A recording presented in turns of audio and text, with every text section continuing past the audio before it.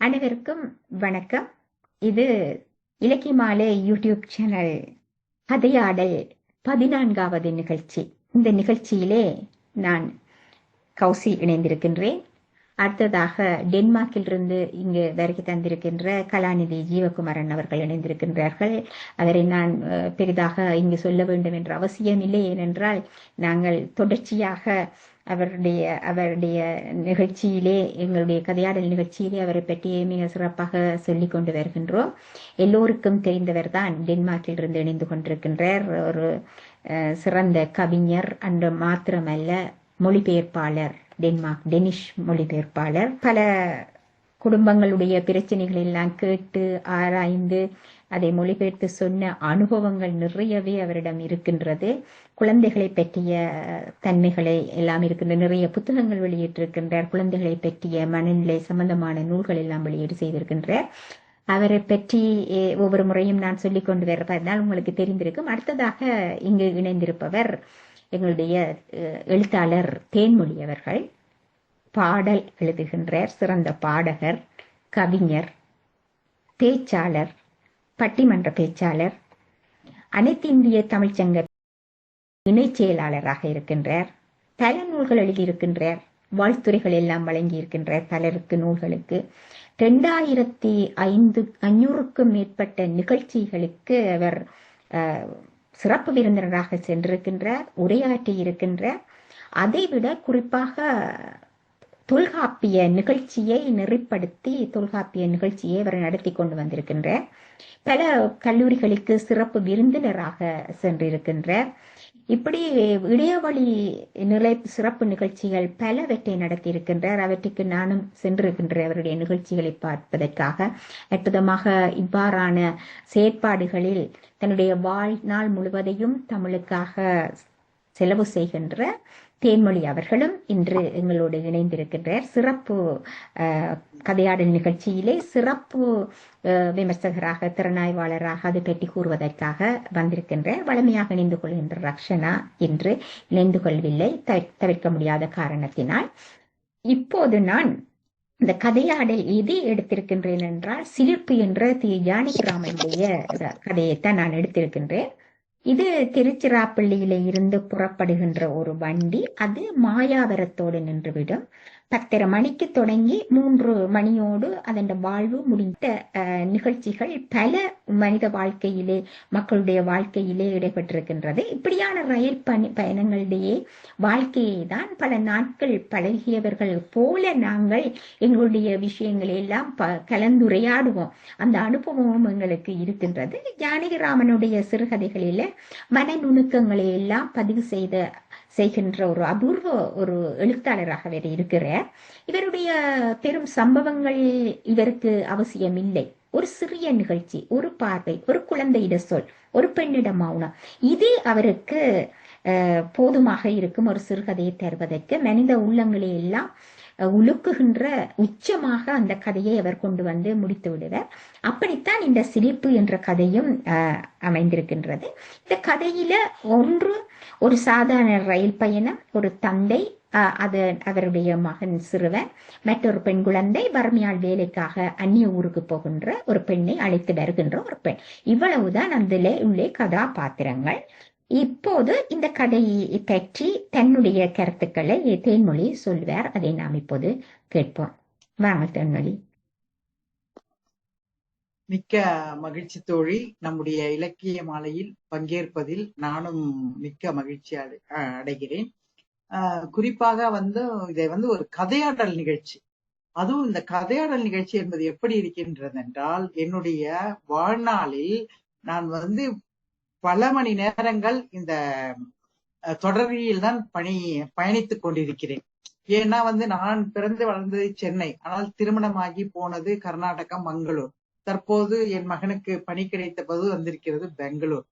எனவே நான் தொடர்ந்து எந்த ஒரு நல்லது, எந்த ஒரு நிகழ்ச்சி இருந்தாலும் எனக்கு வந்து இவ்வளவு தூரம் பயணிக்க வேண்டும். 20 மணி நேரம் மங்களூரில், நான் சென்னையிலிருந்து மங்களூருக்கு போய் வர வேண்டும். அப்போ பாத்தீங்கன்னா பல சுவையான நிகழ்வுகள் எனக்கு ஒவ்வொரு தொடரில் ஒவ்வொரு போகும்போது ஒவ்வொரு அனுபவமாக இருக்கும். இதெல்லாம் நம்ம சிறுகதையா நம்ம செய்ய மாட்டோமா, சிறுகதையா பண்ண மாட்டோமா அப்படின்னு சொல்லிட்டு ஒரு 2 கதைகள் வந்து நான் சிறுகதைகளா எழுதியிருக்கேன். அதே போல இந்த ஜானகிராமன் அவருடைய எழுத்தை பற்றி நம்ம சொல்லவே வேண்டாம். நீங்க சொன்னது போல அந்த அவருடைய அந்த மரப்பசு, மோகமுள், அம்மா வந்தால், இதெல்லாம் அப்படியே வந்து இன்னும் காலம் கடந்து எவ்வளவு ஆண்டுகள் ஆனாலும் இன்னும் வந்து பேசப்படுகிறது. அதை படிக்கும் போது நமக்குள் வந்து உணர்ச்சிகள் வந்து பொங்கி எழும். அந்தந்த இடங்கள் நுணுக்கமாக சொல்லக்கூடிய வித்தை அறிந்தவர் நம்முடைய எழுத்தாளர் தி. ஜானகிராமன். அதே போல இந்த கதையில பார்க்கும்போது ஒரு குழந்தை, ஒரு 6 வயது குழந்தை, அந்த குழந்தையினுடைய உணர்வுகள் எப்படியெல்லாம் நம்ம நினைக்கிறோம். குழந்தைங்க எதிரில என்னென்னவோ பேசுறாங்க. இன்னும் கேட்டீங்கன்னா பெற்றோர்கள்லாம் சண்டை போடுற பெற்றோர்களா இருக்காங்க. ஏன்னா குழந்தைங்க தானே அப்படின்றபடி எவ்வளவோ வீட்டில் வந்து அந்த குழந்தைகளுடைய அந்த கூர்மையை வந்து அறியாமல் அவர்கள் வந்து தங்களை தாங்களே வந்து ஒரு கீழிறக்கி கொள்கிறார்கள். அதை வந்து இந்த கதை படிப்பவர்கள் நிச்சயமாக உணர்ந்து கொள்ள முடியும். எந்த அளவுக்கு குழந்தைங்க அவங்களுக்கு தேவையானவற்றை எல்லாம் அவர்கள் உள்வாங்கிக் கொள்கிறார்கள் அப்படின்னு சொல்றபடி தெரியும். இப்ப இதுல முதல்ல சொன்னபடி அவங்க வந்து பெங்களூர்ல இருந்து அவங்க மாமா வந்து வீட்டுக்கு போயிட்டு, அவங்க தந்தை போயிட்டு ஏதோ ஒரு பணி காரணமாக அங்க முடிச்சிட்டு அவங்க அவங்க மாமன் கூட்டிட்டு போன குழந்தைய வந்து இவரு திருப்பி அவங்க ஊருக்கு அழைச்சிட்டு வராரு. அப்ப அழைச்சிட்டு வரும்போது அந்த குழந்தையினுடைய அது வந்து அந்த இட காட்சிகளை வந்து தி. ஜானகிராமன் அவர்கள் சொல்லும் போது உண்மையில அந்த பயணிக்கிறவங்களுக்கு தெரியும் அந்த ரயில்வே ஸ்டேஷன் எப்படி இருக்கும். பேருந்து அந்த தொடரி, ஏன்னா எனக்கு வந்து இது தமிழ்ல சொல்லணுமா எப்படி சொல்லணும்னு எனக்கு பேசணுமானு அந்த தொடரி நிலையில், அதுவும் வந்து அந்த ஜங்ஷன் சொல்றாங்க பாருங்க, பல தொடர்கள் வந்து போகிற இடம் பாத்தீங்கன்னா அப்படிதான் இருக்கும் கச்சகச்சான். அவருடைய அந்த எழுத்துக்களை படிக்கும் போதே நம்ம அந்த உணர்ந்தது எல்லாம் இங்க இவர் சொல்வது போல இருந்தது. அதுல வந்து குறிப்பா வந்து ஒரு வரி சொல்லும் போது அந்த எப்படின்னா புயல் புகுந்து விளையாடின தோப்பை போல அப்படின்னு சொல்லிட்டு ஒரு வரி சொல்றாரு. அப்படிதான் இருக்கும். பாத்தீங்கன்னா கச்சா மச்சா ஒரு புயல் அடிச்சுட்டு போனா எப்படி இருக்கும், அதே போல அங்க இருந்த இடங்கள் எல்லாம் இந்த வாழைப்பழ தோழிகள் அதெல்லாம் இருந்தது. அதையெல்லாம் சொல்லும் போது ரொம்ப அழகா இருக்காது. சின்ன சின்ன விஷயங்களை கூட அவர் நுணுக்கமா சொல்லியிருக்கிறத வந்து பார்க்கலாம். அதே போல போயிட்டு இருக்கும் போது அந்த சிறுவனுடைய ஒரு மன உணர்வு அங்க போயிருக்காங்க. அந்த மாமா வந்து ஒரு நிறைய பிச்சி மாமா வந்து 300 ரூபாய் சம்பளமாமே. ஏன்னா அந்த காலத்துல வந்து 300 ரூபாய் அப்படின்றது 900 ரூபாய் சம்பளமாமே அப்படின்னு சொல்லிட்டு, அப்ப வந்து அவன் வந்து 900 ரூபாய் சம்பளம்னு நம்ம அப்பாவுக்கு 100 ரூபாய் சம்பளம் தான் சொல்றாங்க. இவர் வந்து அவரை விட நம்ம அப்பா விட அதிகமா சம்பாதிக்கிறாரு, அவர்கிட்ட கேட்கலாமோ அப்படின்னு சொல்லிட்டு கூட அவர் என்ன பண்றார், அந்த பையன் வந்து அவங்க மாமா கிட்ட வந்து கேட்டதையும் அவங்க அப்பா கிட்ட சொல்றான். அதை வந்து பகிர்ந்து கொள்கிறான். நான் வந்து உங்களுக்கு இவ்வளவு இதுவாமேப்பா, 100 தானேமாப்பா, பிச்சி மாமாக்கு தான் 900 ரூபாய் சம்பளம் அப்பான்னு சொன்னவன் ஒரு சின்ன விஷயத்த கூட சொல்றான் பாருங்க.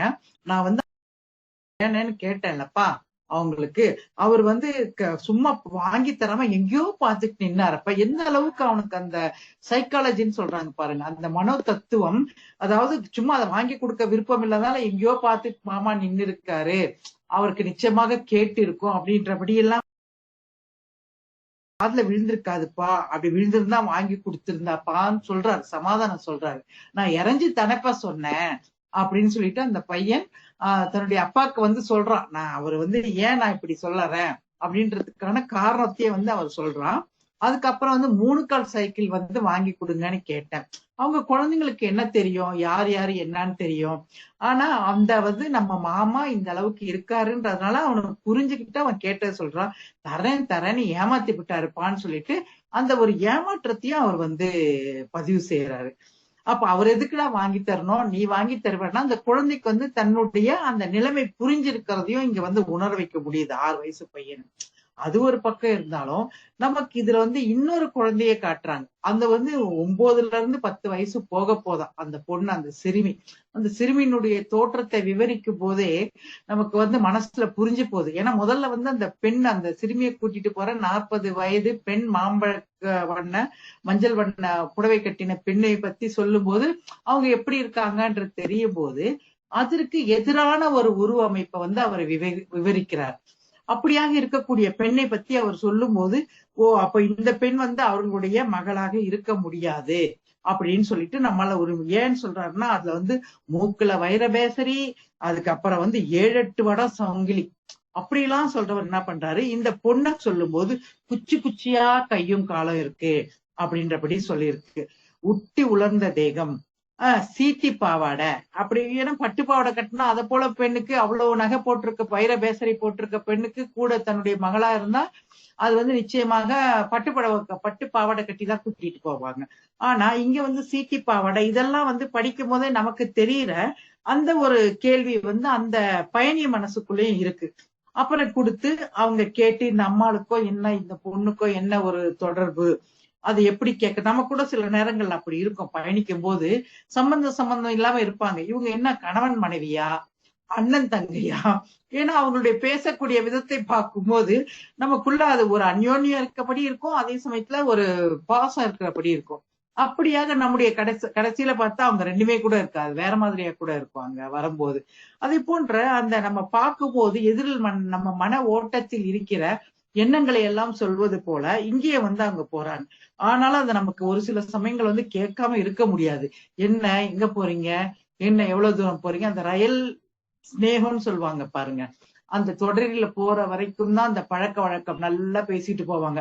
இறங்கின உடனே நீ யாரோ நான் யாரோன்னு சொல்லிட்டு இறங்கிட்டு போயிட்டே இருப்பாங்க. ஆனா அப்போ அந்த போகக்கூடிய நேரங்கள்ல பாத்தீங்கன்னா அப்படியே குடும்ப விஷயத்தை எல்லாத்தையும் சொல்லிடுவாங்க. நான் அங்க இருக்கேன், என் மகன் இங்க இருக்கா, எங்க அக்கா அங்க இருக்காங்க, நாங்க அங்க போனோம், நாங்க இங்க வந்தோம், எல்லா பக்கத்து வீட்டுக்கு தெரியாதவங்க கூட அந்த நேரத்துல பயணிக்கிறவங்களுக்கு எல்லா விவரங்களும் சொல்லி விடுவார்கள்.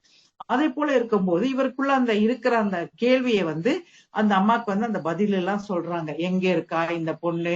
அந்த இதுல ஒரு விஷயம் என்னன்னு சொன்னா, அவங்க ஒரு விடயம் நம்ம இதுல சொல்லும் போது அந்த பொண்ணு வந்து யாருடைய பொண்ணுன்னு சொன்னா ஒரு வாத்தியாருடைய பொண்ணுன்னு சொல்றாங்க.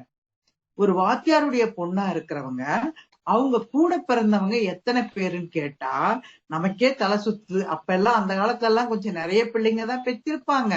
இருந்தாலும் ஒரு வாத்தியாருடைய புள்ள 4 அக்கா, 2 அண்ணன், ஒரு தங்கி, ஒரு ஒரு தங்க, ஒரு தம்பி. அப்ப இப்படிதான் அனுப்பணும், வெளியில தான் அனுப்பி ஆகணும், வேற வழி இல்லை அவங்களுக்கு அப்படின்ற நிலைமை நமக்கு. ஒரு அந்த படித்திருந்தும் ஒரு பாமரனா இருக்கின்ற அந்த வாத்தியார் மீது ஒரு கோபம் வருகிறது. அது இல்லாம அந்த காலகட்டத்தில் இதை படித்திருந்தார்களா நிச்சயமாக ஒரு விழிப்புணர்வு கூட வந்து இதை போல நிறைய பிள்ளைங்க பெத்துக்கும் போது அவங்களுக்கு வந்து ஒரு தேவையான அடிப்படை துணிமணி, சாப்பாடு கூட கொடுக்க முடியாத ஒரு சூழல்லாம் சிக்க வேண்டியது வரும். அதற்கான ஒரு குடும்ப சூழலை தவிர்க்க வேண்டும் என்ற உணர்வை கூட இந்த கதை அந்த காலத்தில் ஏற்படுத்தி இருக்குமோ என்று எனக்கு தோன்றியது. அப்படி பார்க்கும்போது அந்த பெண் வந்து அவளே ஒரு குழந்தை, 9-10 வயசாக போற குழந்தை. ஆனா அந்த பெண்ணுக்கான பொறுப்புகள் பாருங்க, அந்த குடும்பத்தினுடைய சூழலை புரிந்து கொண்டு அவ வந்து ஒரு குழந்தைய பாத்துக்கிறதுக்காக போறேன் அப்படின்னு சொல்றது ஒண்ணு. இன்னொன்னு வந்து எங்க அவ இருந்தது வந்து எங்க இருந்தா வேலை பார்த்தது, ஒரு ஜட்ஜோட வீட்டில், ஒரு நீதிபதி வீட்டுல வந்து அந்த பொண்ணு வேலை பார்க்கிறா.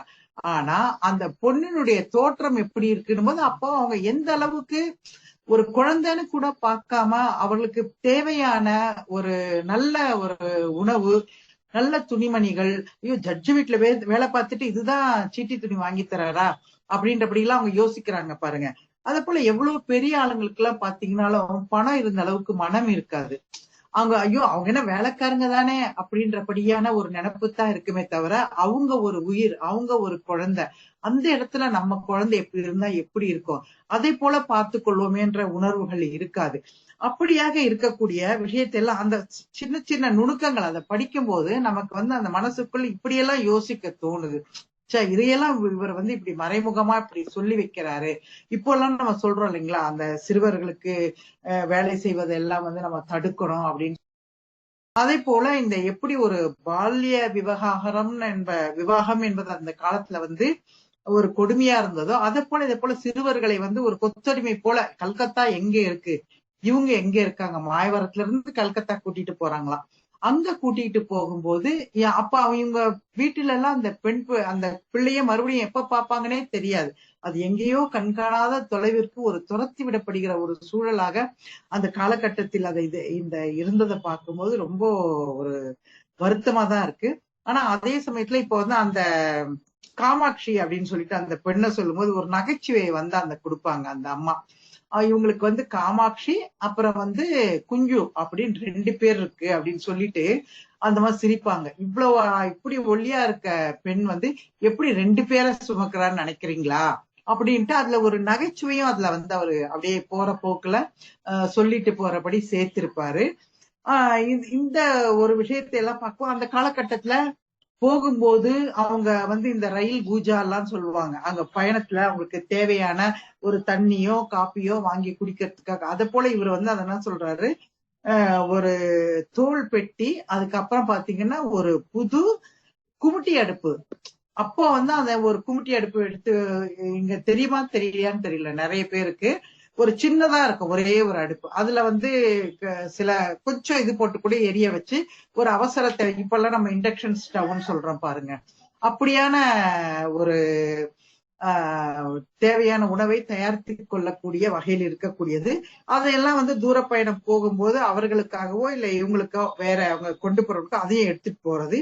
இது எல்லாம் வந்து ஒரு கதை தான். ஆனா அந்த கதைக்குள்ள வந்து அவங்க நிறைய விஷயங்கள் அவர் வந்து சொல்லி இருக்கிறத பார்க்கும்போது அதுதான் அந்த தி ஜானகிராமன் அவர்களுடைய அந்த நுணுக்கங்கள். இதையெல்லாம் இருந்து அந்த குழந்தை தூங்கிட்டு இருந்த குழந்தை, அந்த 6 வயசு பையன், அவன் என்ன சொல்றான், அந்த பொண்ணை பார்த்து அவனுக்கு ஒரு யோசனை, என்னடா இவ வேலைக்கு போற, அவ போய் கூட்டி பெருக்கி பாத்திரம் தேய்ச்சி கோலம் போட்டு அப்படின்ற அந்த வேலையை வந்து அவனுக்கு தெரியல இல்லையா. என்னடா இந்த பொண்ணு வந்து நம்ம 6வது படிக்கிறோம், அது வேற அவன் கையை விட்டு எண்ணியும் பாக்குறான், இவங்க வந்து இப்ப எவ்வளவு படிக்கணும்னு அவனை யோசிச்சுட்டு அவன் சொல்றான், வேலைக்கு போறாங்களே இவங்க, நம்ம அப்பா வேலைக்கு போகும்போது வண்டியில தானே போறாரு, சைக்கிள்ல போறாரு, ஆனா இவங்க எப்படி போவாங்க.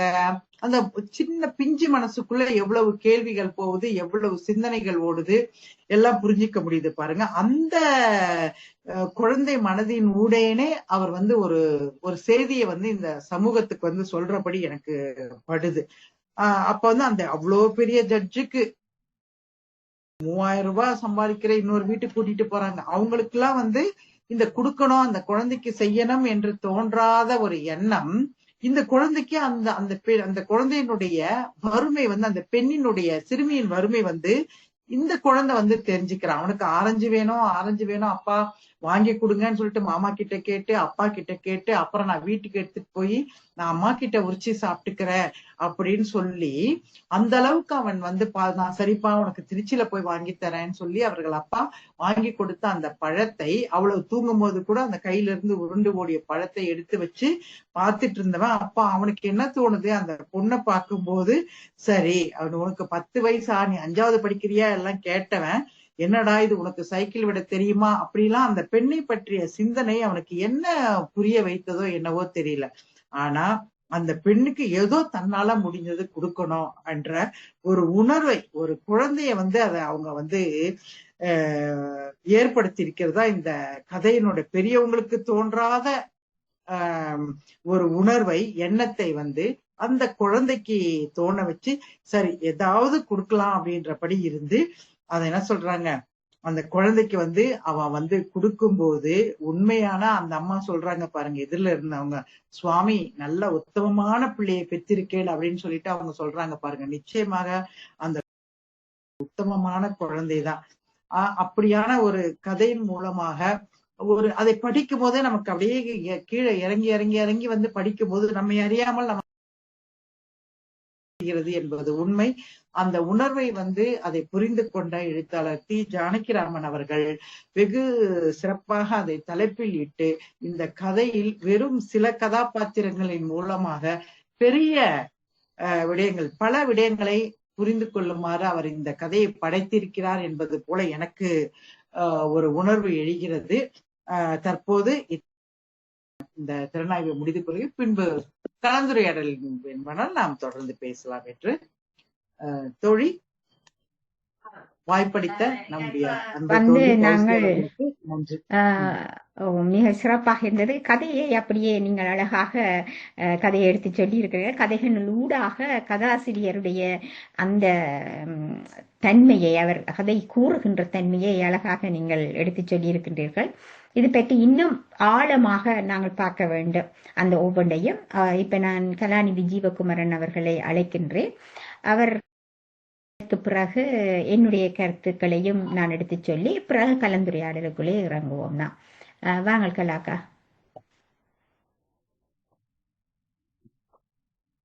அனைவருக்கும் வணக்கம். இன்றைய இந்த சிறுகதையினூடாக நாங்கள் ஒரு மிகப்பெரிய தரிசனத்தை காணக்கூடியதாக இருக்கிறது. கி ஜானகிராமன் என்று கூறப்படுகின்ற அந்த மாபெரும் எழுத்தாளருடைய தாய்மை, அவர் எப்படி இந்த கதையிலே ஒரு தாய்மானவராக மாறி நம்மளையும் தாய்மானவராக மாற்றி இருக்கிறார் என்ற அந்த பரிமாணங்களை இந்த கதையூடாக நாங்கள் பார்க்கக்கூடியதாக இருக்கின்றது. ஒரு எழுத்தாளர் என்ற விதத்திலே நாங்கள் பார்க்கின்ற பொழுது உணர்வுகள், அன்பு, தாய்மை, மனிதநேயம், அறச்சீற்றம், இப்படி நிறைய நல்ல விடயங்களை அவர்கள் மற்றவர்களுக்கு எடுத்து கூறுவதற்காகத்தான் எழுதி கொண்டிருக்கிறார். அந்த விதத்திலே ஒரு சிறுகதை என்று நாங்கள் பார்க்கின்ற பொழுது வாழ்வினுடைய சிறு சிறு துணுக்குகள், ஒரு சிறிய துணுக்காக அது இருந்தால் கூட அது மாபெரும் உண்மைகளை நமக்கு தந்துவிட்டு போகின்றது. இந்த கதையிலே அவர் கூறியிருக்கின்ற அந்த தாய்மை என்ற அந்த தன்மையை நாங்கள் உற்றி நோக்குகின்ற பொழுது, ஆரம்பத்திலே நீங்கள் கூறிய மாதிரி அவர் அந்த ரயில் பயணம் ரயில் பயணத்திலே இருக்கிறார். தன்னுடைய வீட்டிலே இருந்து பிரிந்து கிச்சு மாமா வீட்டிலே போயிருந்த தன்னுடைய மகனை கூட்டிக் கொண்டு வருகிற ஒரு சந்தர்ப்பம். ரயிலே மகனுக்கு பக்கத்திலே இருக்கின்றார். அந்த குறுகிய காலத்திலேயே தன்னுடைய மகன் தாயை பிரிந்து இருந்த அதே நேரம் கிச்சு மாமாவினுடைய பல சொல்லாடல்களாலே அந்த குழந்தை வேதனைப்பட்டிருக்கின்றது. அந்த பச்சாதாபம், பரிதாபம், குழந்தையை பிரிந்து இருந்த அந்த குற்ற உணர்வு எல்லாமாக சேர்ந்து ஒரு உணர்ச்சி வயப்பட்ட ஒரு தகப்பனாக, தாயாக தன்னுடைய மகனை வைத்துக் கொண்டு ரயிலே இருக்கின்றார். இந்த குழந்தையை அவர் தாயை கூறுகின்ற பொழுது, அவனை பார்க்கின்ற பொழுது அனாதை போல இருக்கின்றான் என்று ஒரு வார்த்தை கூறுவார். அதாவது தாயை பிரிந்து இருக்கின்ற பொழுது எல்லா குழந்தைகளுமே அனாதைகள் தான் என்ற ஒரு வர்ணத்தை 1953 எழுதியிருக்கின்றார். குழந்தைகளுடைய உலகத்தை என்ன ஒரு விதமாக வித்தியாசமான ஒரு பார்வையிலே மிகவும் உணர்ச்சி வசப்பட்டு இந்த கதையை எழுதியிருக்கிறார் என்பது மிக துல்லியமாக தெரிகின்றது.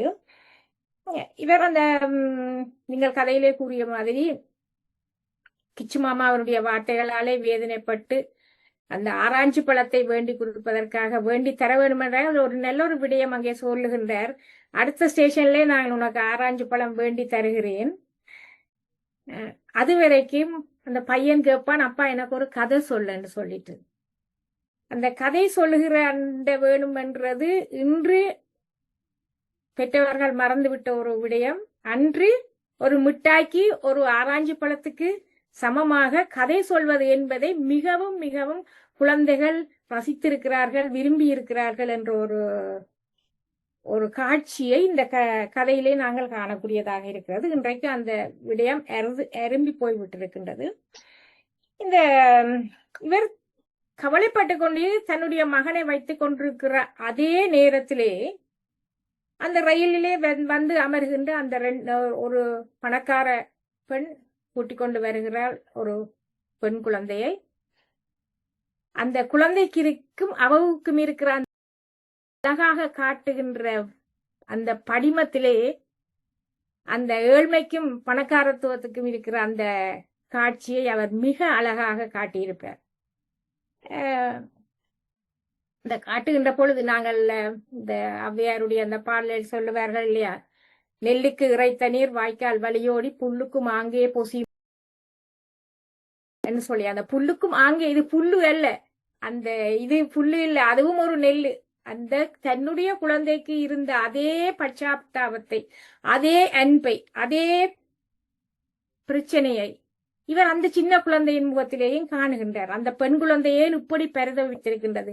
ஒரு வாத்தியாருடைய பெண் பிள்ளையாக இருந்து கொண்டு அந்த பிள்ளையை என்னத்துக்காக இவர்கள் தூர இடத்துக்கு அனுப்புகின்றார்கள்? ஐயோ, அப்போலே கூறுகின்றார், 2 அனாதை குழந்தைகள், அதிலே அந்த முரணை மிக அழகாக காட்டுகின்றார். ஒரு குழந்தை தாயை நோக்கி போகின்றது, இன்னொரு குழந்தை அதே ரயிலில் இருந்து கொண்டு தாயை பிரிந்து போகின்றது. அந்த 2 விதமான குழந்தைகளையும் அவர் ஒப்பிட்டு கதைக்கின்ற விதம் மிகவும் துல்லியமான உணர்வு பூர்வமான விடயங்களை நாம் உணரக்கூடியதாக, தான் உணர்ந்து தன்னுடைய உணர்வை எம்மீது காட்டக்கூடிய விதமாக அவருடைய அந்த கதையோட்டம் இருக்கின்றது. இதிலே இந்த பெரியவர்கள் குழந்தைகளை எப்படி நடத்துகிறார்கள், இதுதான் இந்த கதையினுடைய முடிச்சு. அங்கே கிச்சு மாமா என்றது அந்த ஒரு எதிர் கதாபாத்திரம். அவர் இங்கே வராவிட்டாலும் அவர் செய்த தீய விடயங்களை பற்றி மகன் மூலமாகவும் அதை சொல்லி ஜானகிராமன் அவர்கள் கூறிக்கொண்டிருக்கிறார்கள். அதே மாதிரி இங்கே பார்த்தால் இந்த புது பெண், இந்த சிறுமிக்கும் வந்திருக்கிற சிறுமிக்கும் அதே விதமான பிரச்சனையாக இருக்கிறது. இங்கே வருகின்ற அந்த ஜட்ஜ் குடும்பம் என்றவர்கள் இங்கே பாத்திரங்களாக உலாவவில்லை. ஆனால் கதை மூலமாக அந்த ஜட்ஜ் குடும்பத்தில் இருக்கிற அந்த எதிர் கதாபாத்திரங்கள் என்ன விதமாக இந்த குழந்தையினுடைய மனநிலையை பாதித்திருக்கிறார்கள். இந்த கிச்சுமாமா என்ற பாத்திரமும் இந்த ஜட்ஜ் குடும்பம் என்ற அந்த 2 எதிர்மறையான பாத்திரங்களை வைத்து கொண்டு மிக அழகாக இந்த கதையை பின்னி இருக்கிறார் ஜானகிராமன். அந்த பின்னுகின்ற பொழுது அவர் போடுகின்றார் ஒரு முடிச்சு.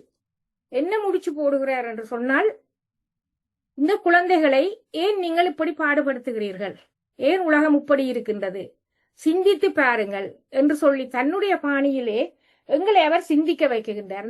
இப்படியாக நாங்கள் சிந்திக்கின்ற பொழுது இந்த முடிச்சை நாங்கள் எப்படி அவிழ்க்க வேண்டும் என்பது வாசகர்களுக்கு ஒரு தாங்களாகவே நாங்களும் இந்த பிரச்சனையை தீர்த்து வைக்க வேண்டும். நல்லாட்டு நாங்களும் அவர்களுக்குள்ளே ஒன்றி அந்த 2 குழந்தைகளையும் நாங்களும் தத்தெடுத்து நாங்களும் அந்த அனாதை குழந்தைகளை பார்க்கின்ற மாதிரியான ஒரு சூழலை அவருடைய எழுத்துக்களே அவர் உருவாக்கி கொண்டு வருகின்ற பொழுது, இந்த குழந்தையை பற்றி கூறுகின்ற பொழுது இந்த ஆராய்ச்சி பழம் என்பது இங்கு நான் நினைச்சு கொண்டிருக்கிறேன். என்னென்றால், அவர் ஆரம்பத்திலே சொல்லுகின்றார், அம்மா உரிச்சு கொடுத்து சாப்பிடுகிறதுக்காக அவர் அதை பொத்தி பொத்தி வச்சிருக்கின்றார். சோ அது அந்த தாய்க்கும் அவனுக்கும் இடையில இருக்கிற அந்த பந்தம்,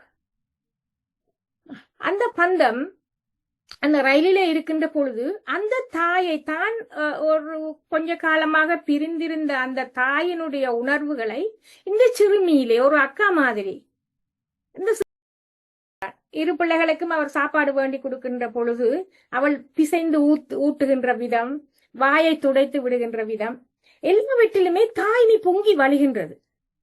அப்ப அந்த தாய்மையை காட்டுகின்ற பொழுது இந்த குழந்தை 2 ஒரே மாதிரியான குழந்தைகள் அந்த சிறுமியிலே இந்த தாய்மையை காட்டுகின்ற பொழுது, அதே நேரத்திலே இன்னொரு முரணையும் அங்கே கூறுகின்றார். இந்த குழந்தை ஒரு வாத்தியாருடைய பிள்ளை. யோசித்து பாருங்கள், இது தேவையா?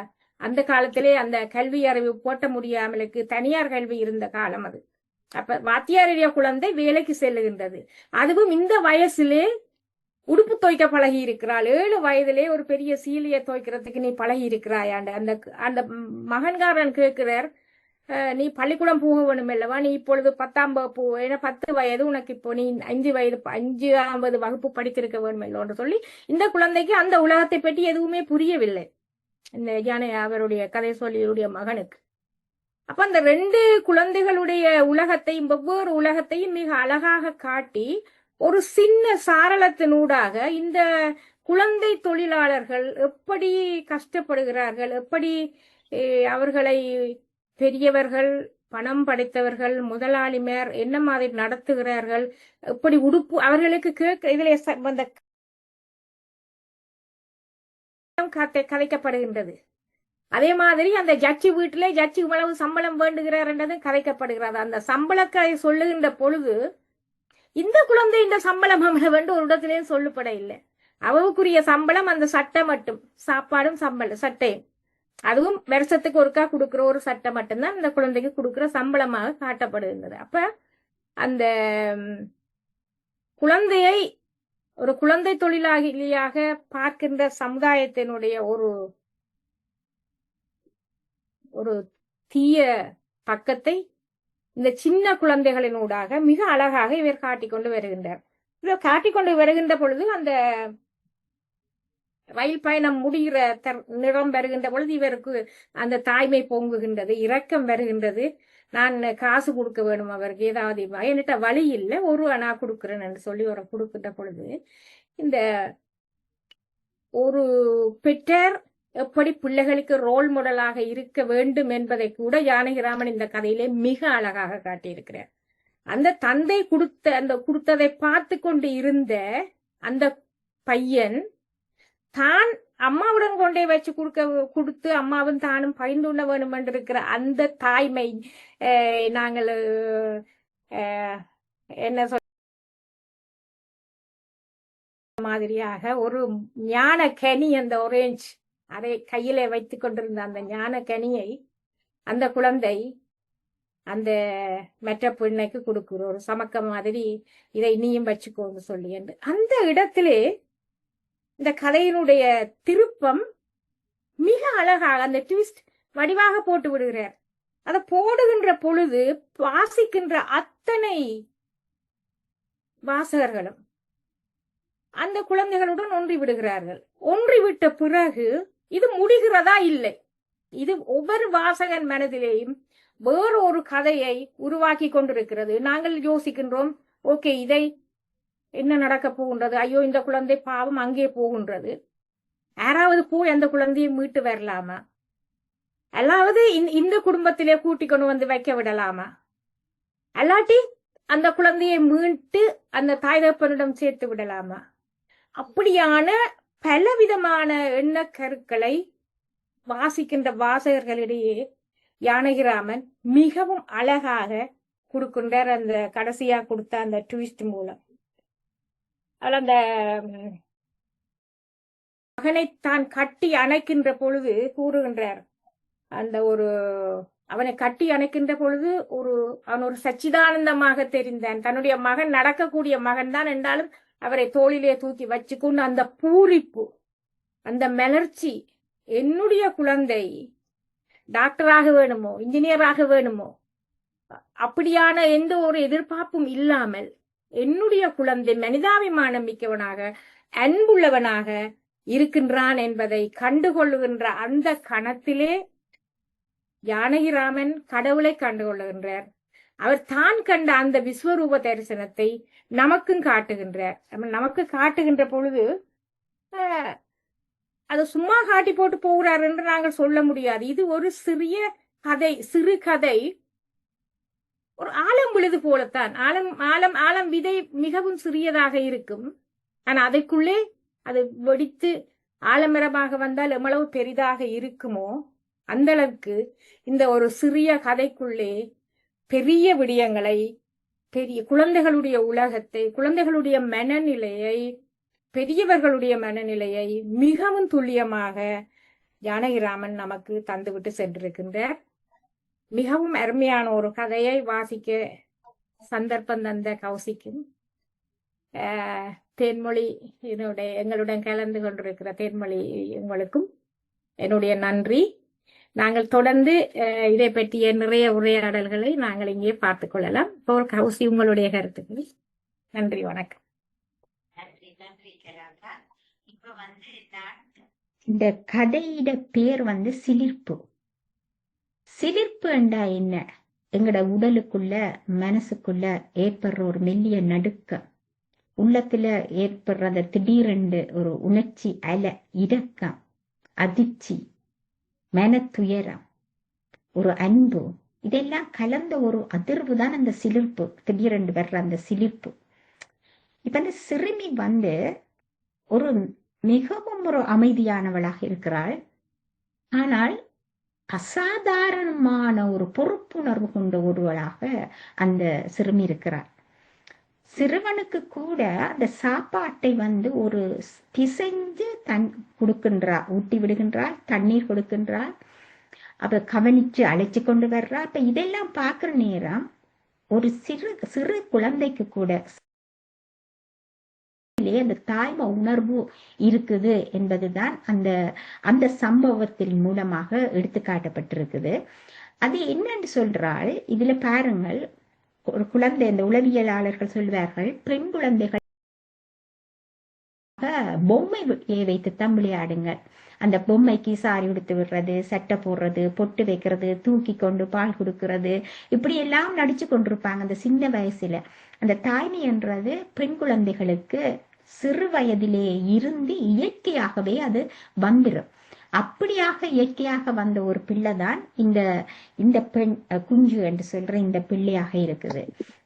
இதுல வந்து ஆரம்பத்துல இன்னொன்று நான் அதுல கவனிச்சேன், வந்து அந்த குழந்தைக்கு வந்து அன்பு கிடைக்க வேண்டிய வயதில ஏன் அவள் வேலைக்காக அனுப்பப்பட வேண்டும் என்ற ஒரு கேள்வியை ஜானகிராமன் அவர்கள் நேரடியாக இதுல பதில் இல்லாட்டியும் கதையில இறுதியிலே வாசகர்கள் ஒவ்வொருவரும் அதை நினைத்து சிலிர்க்கக்கூடிய தன்மையாகத்தான் இந்த கதையை எங்களுக்கு தந்திருக்கின்றார். நாங்கள் ஆழமாக அதை பார்க்கிற நேரம் நாங்கள் அறியக்கூடியதாக இருக்குது.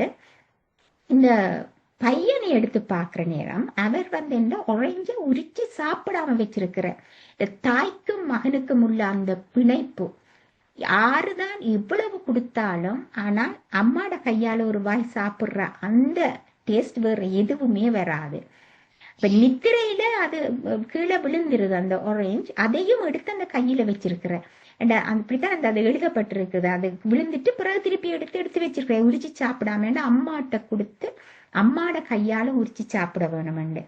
அந்த அம்மாவை இந்த குழந்தையில அந்த அந்த பெண்ணில கண்டதால அதற்கு அந்த பிள்ளைக்கே அவன் கொடுத்துடுறான், எனக்கு தேவையில்லை நீயே கொண்டு போன்ற மாதிரி. அந்த பாச பிணைப்பு, அந்த அன்பு, அது அதுல அழகாக அதுல சொல்லப்பட்டிருக்கு. மற்ற இதுதான் அந்த வாசகர்களுக்கு அதுல ஏற்படுற அந்த சிலிப்பா இருக்கிறது. அந்த தந்தையிட மனதில் ஏற்படுற சிலிப்பை நாம் பார்த்தால், மகண்ட வந்த குறும்பாக மாமாவை பற்றி சொல்ற குறைச்சொல், மாமா இப்படி சொல்லிட்டார், தான் உறைஞ்ச வாங்கி தராம பாருங்கப்பா இவ்வளவு சம்பளம் எடுக்கிறார். அப்போ சின்ன வயசாக இருந்தாலும் இவ்வளவு ஆழமாக தேன்மொழி அவர்கள் சொன்னது போல இவ்வளவு ஆழமாக அந்த பிள்ளைகள் எல்லாவற்றையும் கவனிக்கும் என்றத வந்து ஒரு சின்ன சம்பவத்தின் மூலமாக அதை அழகாக எங்களுக்கு வெளியே காட்டி விடுறார். அந்த வாசகர்களுடைய நெஞ்சில ஏற்படுற ஒரு சிரிப்பு என்ன என்று நான் யோசிச்சு பார்த்தேன். எப்படி என்றால், ஒரு 9 வயது குழந்தை பாத்திரம் தேய்க்குது, காஃபி டீ போடுது, இட்லிக்கு தோசைக்கு அரைக்குது, குழந்தைகளை பார்த்து கொள்றது, புடவை துவைக்கிறது, இதெல்லாம் கேள்வி கேட்காம சொல்றார். அந்த உள்ளத்தை வந்து அது உழுக்குற ஒரு சம்பவங்கள். இதுதான் எங்களுக்கு அந்த ஒரு வாசகர்களுக்கு ஏற்படுற ஒரு சிலிப்பாக அது இருக்கிறது. அந்த கடைசியாக பாருங்க, ஒரு குழந்தை வந்து அம்மா கடைசியில கொடுத்து கொண்டு போறது, இந்த குழந்தைய வந்து அம்மா விட்டுட்டு தூரம் போனாலும் போற நேரத்தில் ஏற்பட்ட அந்த உணர்வை அந்த இல்லாம ஆக்கின அந்த குழந்தைக்கு அந்த ஒரேஞ்ச கொடுக்கறது. இதுதான் அந்த கதையில முழு அர்த்தத்தையும் மின்னல போல எங்களுக்கு திறந்து காட்டுறதாக இருக்கிறது. இப்ப குழந்தைத்தனம், குழந்தை தொழில், இதுதான் இந்த கதையில ஒரு வலுவான மைய கருத்தாக இதுல ஜானகிராமன் எங்களுக்கு எடுத்து சொல்லியிருக்கிறார். மற்றது அது ஒரு குழந்தையாக இருக்க தகுதியான ஒரு குழந்தையிட இயல்புகள் எல்லாம் இருக்குது அந்த பையனிடம். என்ன ஆனால் இந்த பிள்ளைக்கு குழந்தையாக இருக்கிற அந்த வயசுல அந்த குழந்தையாக இருக்கிற அந்த தன்மையை அந்த குழந்தை இழந்திருக்குது, அந்த குஞ்சுன்றது. இப்ப என்னென்றால் சின்ன வயசுலயே வேலைக்கு தயார், பசியை பற்றி அவள் சொல்றாள். இல்ல பசிச்சாலும் அந்த பசி என்று தனக்கு சொல்ல மாட்டாள், சொல்லாத ஒரு பிள்ளையாக இருக்கிறாள். இப்ப அதுல வந்து இப்ப எனக்கு தெரிஞ்ச ஒரு இங்கிலாந்து நண்பி ஒரு ஆள் இருக்கிறா. அவக்கு வந்து மூத்த பெண், அவ மூத்த பொம்பளை பிள்ளை, மற்றதுல அதுக்கு பிறகுதான் பிள்ளை பிறந்ததாம். ஆனால் இப்பவும் அவ சொல்லுவா, தான் சின்ன வயசுல எனக்கு அந்த குழந்தை சின்ன பிள்ளை என்ற அனுபவம் எனக்கு கிடைக்கல. ஏன்னா அந்த சின்ன பிள்ளை அனுபவம் கிடைக்கல. ஏனென்றால் தங்கச்சியை பார்க்கணும், தம்பியை பார்க்கணும், இந்த பிள்ளைகளை கவனிக்கணும், வீட்டு வேலையை பார்க்கணும், இப்படி எல்லாம் செய்தபடியால தனக்கு அந்த அனுபவம் இல்லைன்னு அவ சொல்லுவா. அந்த அனுபவத்தை இழந்த ஒரு பிள்ளையாகத்தான் இந்த பிள்ளையும். இதில் ஒரே வயசுதான் 2 பேருக்கும். ஆனால் சமூக அமைப்பு ஏன் அந்த 2 விதமான குழந்தையிட பருவங்களை உருவாக்குறது, ஏன் அப்படி உருவாக்குது இந்த சமூகம் என்றது ஒரு கேள்விக்குறியா இருக்குது. வறுமை என்றது மனிதர்களை வயதுக்கு முதிரச் செய்கின்ற சக்தி அந்த வறுமைக்கு இருக்குது.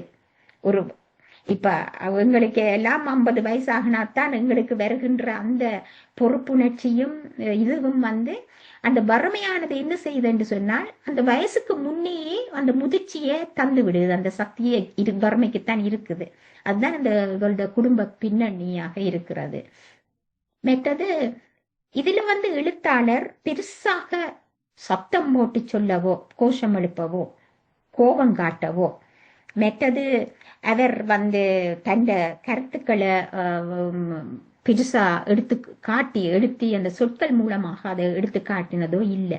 ஆனால் அந்த உரையாடல்கள் மூலமாக இந்த தாக்கத்தை அந்த வாசகருடைய மனதில் அவர் பதிய வச்சு விடுகிறார். அதுதான் அந்த எழுத்தாளருடைய ஒரு சிறப்பாக இருக்கிறது.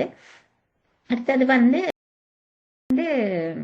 நேரடியாக அவர் ஒரு பெண்ணியத்தை பற்றிய பேசவும் இல்லை. பெண் குழந்தைகளோட உடல் உழைப்பு, அமைதி, இதையெல்லாம் சமூகத்தால் வாழ்றாக பயன்படுத்தப்படுகின்றது நேரடியாக சொல்லல. ஆனால் கலைத்துவமாக அது எங்களுக்கு வெளியில காட்டி போட்டு போறேன். இன்னொன்று நான் பார்த்தேன், பெரிய மனுஷர்கள்ட்ட வர்க்க பேதங்கள், வர்க்க வேறுபாடுகள் கூர்மையாக அறியக்கூடியதாக அந்த ஜட்ஜிட வீடு. ஜட்ஜ் என்பவர் யார்? ஒரு நீதிபதி, நீதியை வெளியில சொல்றவர். 2 பக்கத்து நியாயங்களையும் கேட்டு சரியான ஒரு நீதியை சொல்பவர் தான் ஜட்ஜ். அப்படியான ஒரு நீதிபதியினுடைய வீட்டுக்குள்ளேயே ஒரு பிள்ளை இப்படி வேலைக்காரியாக இருந்திருக்கிறாள். அவளுக்கு எப்படி அந்த வேலைக்காரியை அவர்கள் எப்படி பயன்படுத்தி இருக்கிறார்கள், எப்படி பார்த்திருக்கிறார் என்பதை எடுத்து காட்டி அந்த பெரிய மனுஷர்கள்ட்ட இருக்கிற வர்க்க வேறுபாடையும் எங்களுக்கு சொல்லாமல் சொல்லி காட்டியிருக்கின்றார். மற்றது இதுல அந்த அம்மாள் வாரா கூட்டிக் கொண்டு வர்றவ, அவ அவ பற்றி பெருசாக சொல்லாவிட்டாலும் அந்த அவ தான் ஒரு இந்த கதைக்கு முக்கியம் ஒரு காரணமாக அந்த பிள்ளையை பற்றி அவர் சொன்ன விதங்கள், அந்த பிள்ளையை கூட்டிக் கொண்டு வந்தது, இது எல்லாத்தையும் அவர் சொல்றதுல இருந்து இந்த பெரிய மனுஷா என்ற ஒரு சொல்லவர் அவதான் பயன்படுத்துறாது இல்ல. அப்ப அதையும் நாங்கள் இதுல காணக்கூடியதா இருக்கின்றது. இப்ப தாயன்பு பெற வேண்டிய குழந்தையே மற்றொரு குழந்தை இருக்கிறது. இவையெல்லாம் இந்த கதையில மிக சிறப்பாக வந்திருக்குது. மற்றதுல எனக்கு மிக பிடிச்சது அந்த ரயில் பயணம். எங்களுக்கும் அந்த ரயில் பயணங்கள் நிறைய இருக்குது. இப்ப நான் எங்களுடைய மட்டக்களப்பில் இருந்து பிரதேனியாவுக்கு பேராதனி பல்கலைக்கழகத்துக்கு போற நேரத்துல 2 ட்ரெயின் நாங்கள் மாறுறது. அப்ப 2 ரயில் மாறுற நேரத்துல அதுக்குள்ள வர்ற அந்த மக்களை அவர்களுடன் நல்ல நட்புறவு, இப்போ நீண்ட காலம் பழகியவர்கள் போல ஒரு உணர்வு எங்களுக்கு ஏற்படும். அவர்களோடு நன்றாக கதைத்து பழகி எல்லாம் போவோம். ஆனால் அதுக்கு பிறகு இந்த தொடர்பு எங்களுக்கு கிடைக்க போறதில்லை. ஆனால் ஏதோ நல்லா பழகினது. முறை ட்ரெயினில் பிரயாணம் செய்தேன். 5 மணி நேரம். கேரளாவில் இருந்து வந்த ஒரு மலையாளத்து ஒரு பிசினஸ் மேன் ஒரு ஆள், அவரோட பேசிக்கொண்டு போனோம். அவர் தன்னுடைய வாழ்க்கை, அந்த அனுபவங்கள் எல்லாவற்றையும் என்னோட பகிர்ந்து கொண்டார். யோசிச்சு பார்க்க அந்த நினைவுகள் எல்லாம் இந்த கதையை வாசிக்கின்ற போது வந்தது. ரயில்வே ஸ்டேஷனில் நிறைய பேர் அந்த சாப்பாட்டு சாமான்கள் விட்டு கொண்டு போவார்கள். அது எங்களோட கண்ணுக்குள்ள போனது. மற்றது உணவுகளை பரிமாறிக்கொள்றது, அவரோட தயிர் சாதத்தை அவ கொடுக்குற அந்த பிள்ளைக்கு சாப்பிட்றது கொடுக்கறது, உணவுகளை பரிமாறிக்கொள்றது. கதை ஒரு சிறு கதை தான், ஒரு 4-5 பக்கங்கள் தான்.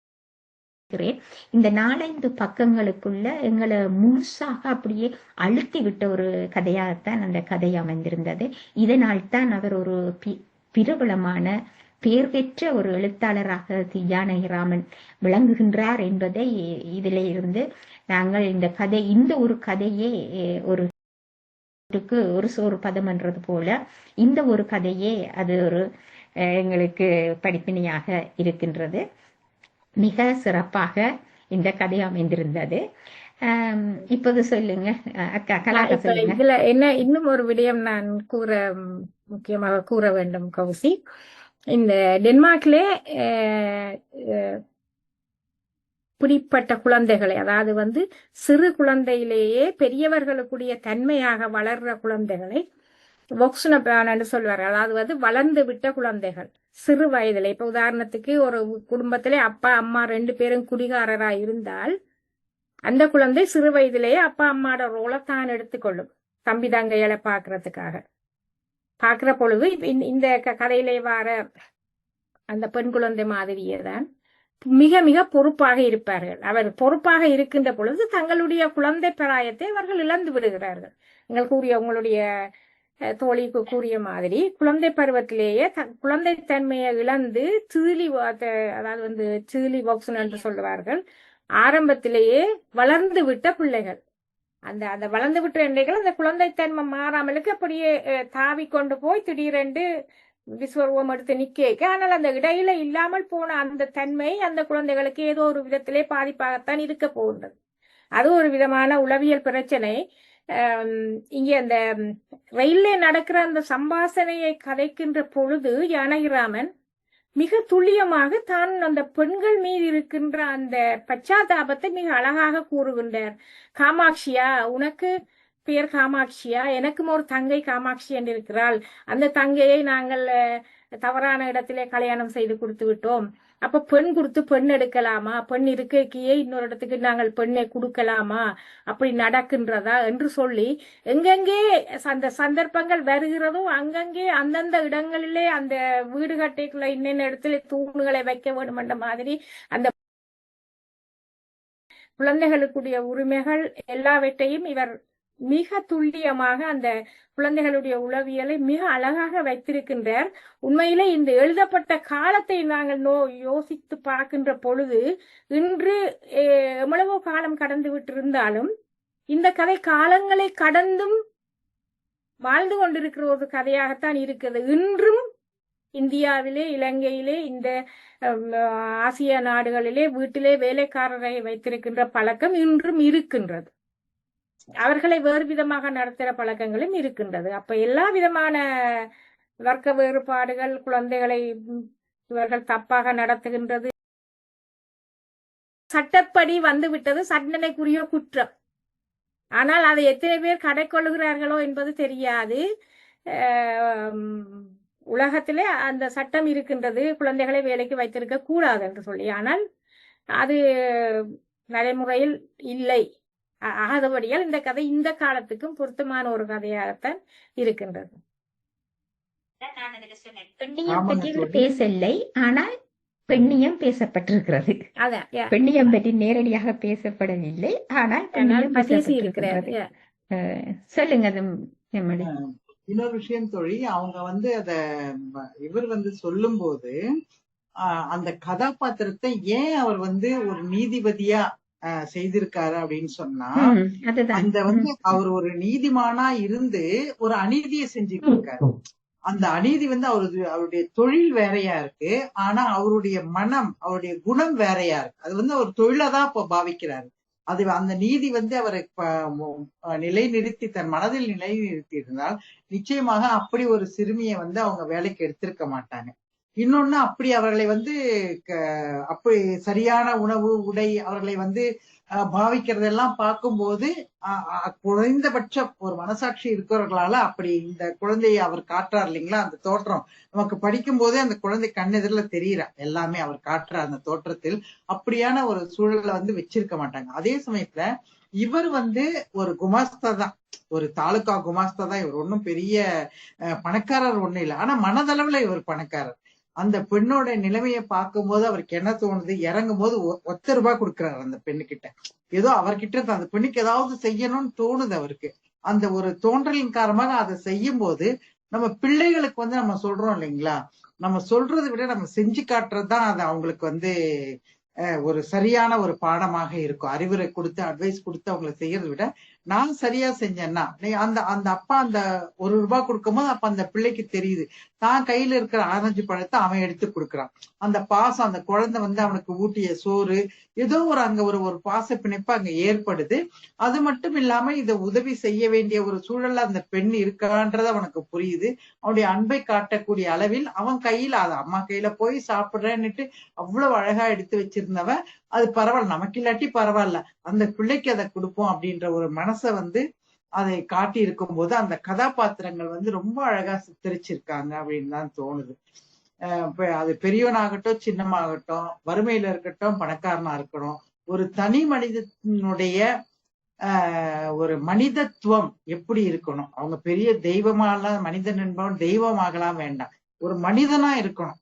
அப்படி இருந்தாதான் அது ஒரு சிறப்பான அது எந்த சூழல்லையும் அவங்க அந்த இன்னொருத்தர் சொல்றான் பாருங்க, ஒரு உத்தமமான பிள்ளைன்னு சொல்லிட்டு அப்படி ஒரு நாட்டின் குடிமகனாக வளர முடியும். இன்னைக்கு அவன் இப்படியான ஒரு சிறுவனா இருக்கிறவன் நாளைக்கு ஒரு பெரியவனாக வர முடியும். இந்த பொண்ணு போல எவ்வளவு கொத்தடிமைகள் இன்னும் கூட இருக்கிறாங்கன்னு சொன்னது நிச்சயமாக ஏற்றுக்கொள்ளலாம். ஆனால் குறைந்திருந்தாலும் அந்த காலகட்டத்திற்கு இது ஒரு கண் திறப்பாக இந்த கதை இருந்திருக்கும் என்பதில் சற்றும் ஐயம்.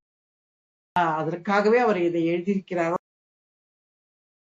பெண் பிள்ளைகளை இவ்வளவு பிள்ளைகளை பெற்றுக்கிட்டு அந்த பெண்களை கொத்தடிமைகளாக அனுப்பக்கூடிய அவ எப்படி சொல்றா, ஒரு பெண்மணி ஒரு குடும்ப தலைவி செய்யற எல்லா வேலையும் செய்யறபடி அந்த குழந்தைய காட்டுறாங்க. எவ்வளவு ஒரு இதுவான கஷ்டமான ஒரு சூழல் இல்லைங்களா. உண்மையில அதை படிக்கும் போது அந்த சொல்றாரு பாருங்க, இன்னொருத்தர் அதை வெளில சொல்ல முடியாம அதை மறைக்கிறாருன்னு, அதே போல நமக்கு அந்த உணர்வு தோணுச்சு. அந்த ஒரு நிகழ்வு நம்ம மனதில் வந்தது படிக்கும் போது, அப்படின்னு சொல்லிட்டு இருக்கலாம். நாம் கண்காணாத உலகத்துல ஏதோ ஒரு மூலையில ஏதோ ஒரு இடத்தில் இப்படியான பெண்களோ குழந்தைகளோ பாதிக்கப்பட்டு கொண்டு இருக்கலாம். எனக்கு ஒரு ஐயம் தோழி, நீங்க இதையெல்லாம் இந்த தமிழ் சிறுகதைகளை எல்லாம் நீங்க படிக்கிறீங்களா உங்களுக்கு? அது எனக்கு இந்த கதையை படிச்ச உடனே எனக்கு அந்த தி ஜானகிராமனை எல்லாம் இவங்க தேடி படிக்கிறாங்களா அப்படின்னு சொல்லிட்டு எனக்கு ஒரு கேள்வி எழுந்தது. இல்ல, நாங்க பொதுவாக கதையாடலுக்கு பொதுவாக இப்ப தற்கால எழுத்தாளர்களைத்தான் அதிகமாக நெருக்கமாக இருக்கிறது தான் எடுக்கிறது பொதுவாக. ஆனால் இந்த தி ஜானகிராமன், ராமகிருஷ்ணன், மற்ற சென்ற வாரம் பவா செல்லத்துறை, எழுத்தாளர் பவா செல்லத்துறை அவர்களுடைய கதைகளையும் எடுக்கிறது.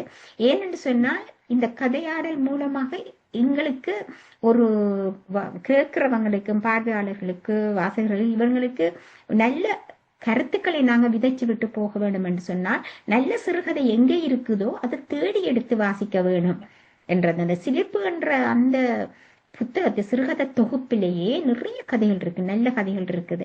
இதே கொஞ்சம் கூட கவர்ந்தது இந்த ரயில் பயணம், அந்த பிள்ளைகளோட உணர்வுகள் அதுல எனக்கு அந்த கூடுதலாக நாட்டம் இருந்தால்தான் அந்த கதையை எடுத்தேன்.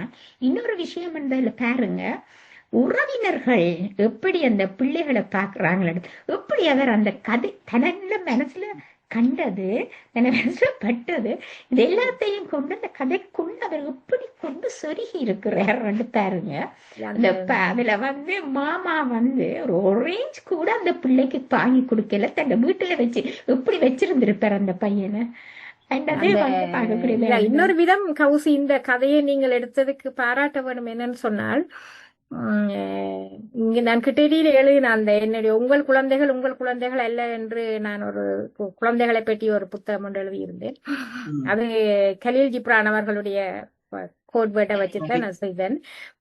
என்னன்னு சொன்னால், இப்படியான பிள்ளைகள் இங்கே வெளிநாட்டிலே உதாரணமா டென்மார்க்ல இருப்பவர்களா இருந்தால் அந்த தாய் தகப்பன் குற்றவாளிகள், அந்த குழந்தைகளை அரசாங்கம் எடுத்துக்கொண்டு போய்விடும். இங்கே இப்படி ஒரு நிலைமையிலே இந்த பெண் இருப்பாளா இருந்தால் இந்த பெண் குழந்தையை வேலைக்கு அனுப்ப மாட்டார்கள், குடும்பத்தாலே பார்க்க முடியாது. அந்த தந்தையார் பொறுப்பில்லாத ஒரு தந்தையார் குற்றவாளி. அவர் இவ்வளவு பிள்ளைகளையும் பார்க்கக்கூடிய தகுதி அவருக்கு இருந்தால்தான் அவர் பிள்ளையே பெற வேணும். அப்படி இல்லாட்டி அவர் பிள்ளைய பெறக்கூடாது. அப்படித்தான் அப்படி பெற்றார் என்று சொன்னாலும் அந்த பிள்ளையை அரசாங்கம் எடுத்து விட்டுரும். அவர்களுடைய பொறுப்பிலே விழாது. காரணம், குழந்தைகள் உங்களோட குழந்தைகள் அல்ல. நீங்கள் கண்ட பாட்டுக்கு உங்களுடைய கார், வீடு, சொத்து, பணம் உங்களோட ப்ராப்பர்ட்டியாக பிள்ளைகளை நீங்கள் பாவிக்க முடியாது. அதுக்கு உங்களுக்கு எந்த உரிமையும் இல்லை.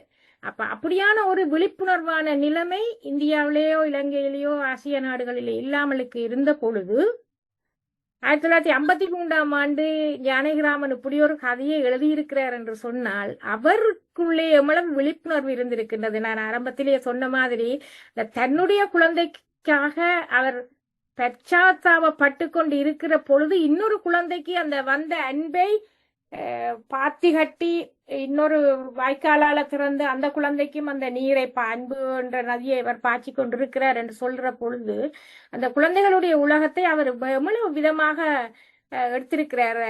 நெல்லுக்கு இறைத்த நீர் வாய்க்கால் வழியோலி, அது புல் இல்லை, புல்லென்று அங்க சொல்லி இருப்பார்கள். அந்த குழந்தை புல்லு அல்ல, அதுவும் ஒரு தெய்வீக குழந்தை, அதுவும் ஒரு நெல்மணிதான்.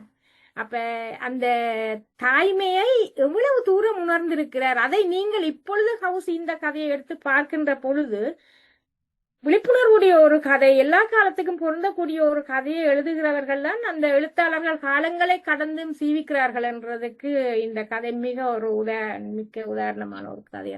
ஒரு விஷயம் இதுல நான் பார்த்தேன் இந்த கதையில, நீங்க ஆழமா 2 பேரும் வாசிச்சபடியால சொல்றேன், ஏதாவது ஒரு சொல்லோ ஒரு வரியோ இந்த கதையில தேவையில்லை என்று இருக்குதா?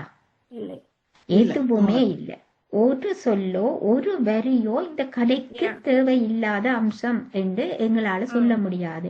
அந்த அளவு கச்சிதமாக அதாவது சிதைக்கப்பட்டு எழுதப்பட்ட ஒரு கதையாகத்தான் அந்த கதை இருந்தது.